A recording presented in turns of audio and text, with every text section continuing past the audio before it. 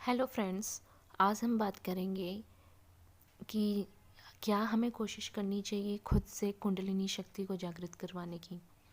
दोस्तों, इंटरनेट पे बहुत सारी बुक्स में, ये यूट्यूब में बहुत सारी वीडियोस अवेलेबल हैं जो हमें बताती हैं कि इस तरह से हमें प्रैक्टिस करनी चाहिए जिससे हमारी कुंडलिनी शक्ति जागृत होती है। और इसको बहुत बड़ा मिथ भी बना दिया गया है क्योंकि ये जो ज्ञान है इसके बारे में हर किसी को नॉलेज नहीं है। सो आधा अधूरा ज्ञान हमेशा ही डेंजरस होता है। सो कई लोग तो जिनकी जागृत हुई भी है वो इस चीज़ को बहुत सप्रेस करने की कोशिश करते हैं क्योंकि वो रेडी नहीं होते हैं इस प्रोसेस के लिए। और कई लोग जो इस प्रोसेस में हैं भी नहीं, वो अपने तरफ से बहुत ज़्यादा एफर्ट डाल रहे होते हैं कि उनकी कुंडलिनी शक्ति जागृत हो। तो आज हम इस ऑडियो के थ्रू इसी टॉपिक पे बात करना ज़रूरी समझूंगी कि क्या हमें खुद से प्रैक्टिस करके कुंडलिनी असेंशन करवाना चाहिए या नहीं। जैसे कई गुरु होते हैं जो शक्तिपात के थ्रू आपकी कुंडलिनी असेंट हो जाती है, सो हमें जाना चाहिए नहीं जाना चाहिए। इसमें मैं अपना क्राइटेरिया शेयर करना चाहूँगी और मेरे अकॉर्डिंग बिल्कुल भी नहीं करना चाहिए। देखिए, नेचर खुद में बहुत ब्यूटीफुल है। नेचर को बहुत अच्छे ढंग से पता है कि कब किस चीज़ का समय है। आप एक ट्री को ही देख लीजिए। वो ट्री एक सीड से, एक सीड, आप एक मैंगो का सीड बोइए, तो आप जब उसको सॉइल के अंदर बोरो करते हैं, उसमें पानी डालते हैं, खाद डालते हैं, तो वो एकदम से पेड़ नहीं बनता। पहले वो पौधा बनता है, फिर उस पौधे को पेड़ बनने में बहुत टाइम लगता है और उस पेड़ में भी फिर पहले बौर आती हैं, फिर उन बौर से भी एकदम से फ्रूट नहीं निकलते हैं, या फिर फ्रूट निकलते हैं तो एकदम से राइप नहीं होते हैं। ये एक बहुत लंबा प्रोसेस होता है। इसी तरह से जब पतझड़ आते हैं तो उसी ट्री में जिसमें इतने सारे फ्रूट्स होते हैं, इतने सारे पत्ते होते हैं, इतने सारे फ्लावर्स होते हैं, वो सारे झड़ जाते हैं और वो ट्री एकदम बैरन हो जाता है। बट वो भी एक प्रोसेस का ही हिस्सा है। वो ही लीव्स जहाँ उस ट्री की ग्लोरी बढ़ा रहे थे, उसी तरह से वो लीव्स आज नीचे गिर के उस ट्री के रूट्स के लिए खाद बन रही हैं।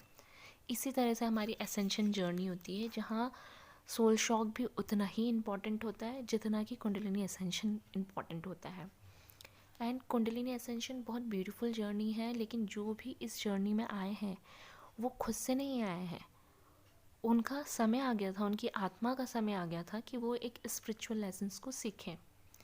आप जितने भी इतिहास में जितने लोगों से भी बात कर लीजिए जो इस बारे में बोलते हैं, जो रियलिटी में इस जर्नी को फॉलो कर चुके हैं, जो अपने आप को हील कर चुके हैं, जो दुनिया में बहुत लोगों की हेल्प कर रहे हैं, लोगों को हील कर रहे हैं, वो इस जर्नी में खुद से नहीं आए। उनकी लाइफ के सर्कमस्टांसेस बने, वो एक्सीडेंटली इस जर्नी में आ गए, लेकिन जब वो इस जर्नी में आए तो उन्होंने इस जर्नी को 100% डिवोशन दिया, अपनी इनर वॉइस को सुना, अपने आप को हील किया। सो सिमिलरली मैं यही बोलना चाहूँगी कि जो इस जर्नी में है वो इस जर्नी से भागिए मत, क्योंकि ये जर्नी आपके लिए ही आई है, आपका प्रोसेस हो गया है, आप वो फ्रूट बन रहे हैं, वो फ्रूट राइप हो रहा है। और जब वो पेड़ जब राइप हो जाता है ना, वो अपने फ्रूट्स खुद नहीं खाता, वो लोगों को खिलाता है। सो दिस इज़ व्हाट कि ग्रेटिट्यूड होना चाहिए। जब पेड़ में इतने ज़्यादा फ्रूट्स आ जाते हैं, वो झुक जाता है विनम्रता से। उसी तरह से जब इंसान को ज्ञान की प्राप्ति होने लग जाती है तो उसमें ईगो, अहंकार नहीं रहता।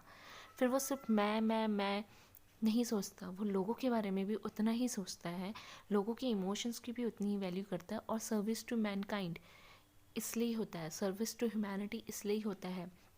ट्रीज़ में अगर एक सीड से थाउजेंड्स ऑफ फ्रूट्स बन गए तो उस फ्रूट्स ने ये नहीं कहा कि मुझे चखने दो, उन्होंने उन सारे भूखे प्यासों को छाँव भी दिया, फ्रूट्स भी दिए। सिमिलरली जब एक एसेंडेड कुंडलिनी शक्ति आपके क्राउन चक्र में जाती है जहाँ आपका इनर यूनियन होता है, तो वो इंसान कभी भी सिर्फ मैं नहीं रखता, वो ह्यूमैनिटी के लिए काम करता है, चाहे वो उसका सोल पर्पस छोटा हो या बड़ा हो। सो मैं यही कहूँगी जो इस जर्नी में है, जो जो भी मेरी ये ऑडियो सुन रहे हैं वो डेफिनेटली इस जर्नी में है।